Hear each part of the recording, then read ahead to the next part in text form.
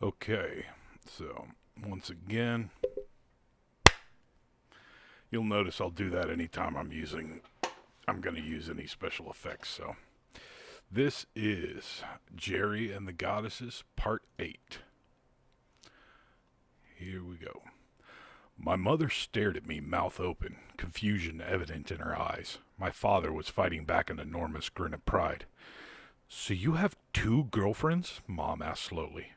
No, Mom. Sarissa's just a friend, and Anna, yeah, I guess she's kind of my girlfriend. Sarissa smiled brightly and gave a little wave from her seat on the couch to my right. And Anna smiled like a cat who'd caught the canary to my left without the wave.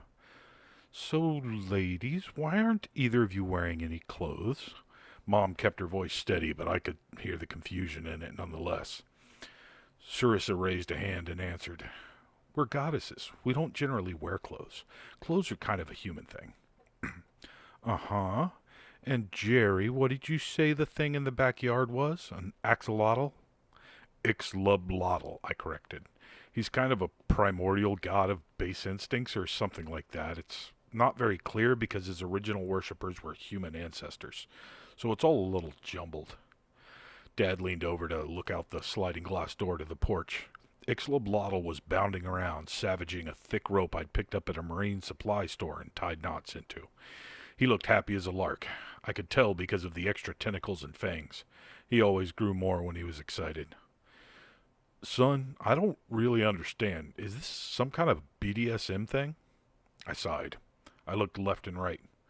Ladies, will you show them? My mother recoiled at my words. My dad leaned forward, eager to see what these two naked women would show him.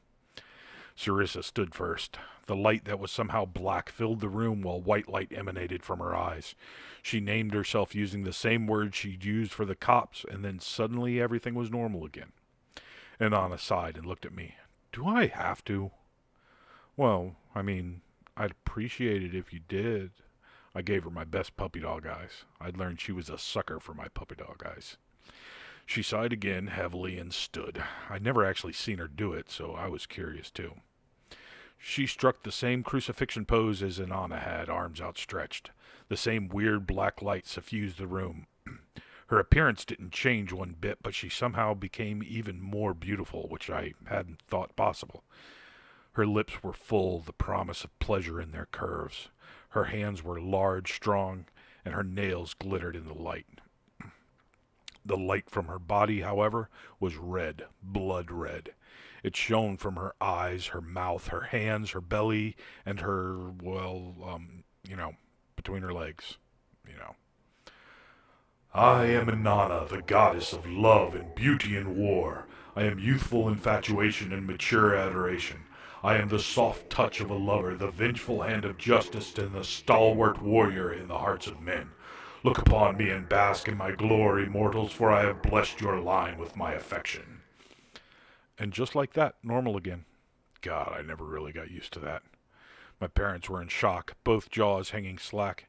Even my dad's lascivious grin was gone, replaced with awe. Trust me, you don't want me to get Ixlablotl to do the same thing. It's terrifying. I was still having nightmares from the night I met him. They both sat there speechless. Eventually, Inanna heaved another great sigh, stood, and whispered something in my mother's ear. She shook herself out of her shock and smiled. I think that's a wonderful idea. Harold, come with me. She held out a hand for my dad, who took it and rose. Where are we going? To the bedroom, dear. Ugh! Oh, God! Ick! Gross! I didn't need to know where they were going! I barely noticed them leaving. I was so busy trying to picture puppy dogs and rainbows and kittens and babies. Okay, maybe not babies, because my mind strayed to where they came from. Ugh! You're going to be a big brother in a couple of months, Sarissa said. Oh, God! I wailed. Please stop. I'm going to go play with Ixie now. I went out back to play with my pet Eldritch Abomination for a while. It actually really helped. And Anna came to request my presence after a bit. I was busy pretending I couldn't hear any sounds coming from my parents' bedroom, so I didn't notice her at first. After a moment, she repeated herself. I turned to her in horror. Not only do I not know and not want to know what a hot Carl is, I am through doing all that weird shit with you after last time. What was wrong with the last time? She asked innocently. as if she had even the slightest familiarity with innocence. You turned into a donkey, I said. An actual donkey, while I was inside of you. She threw her head back and laughed. Shut up. It's not funny. The end.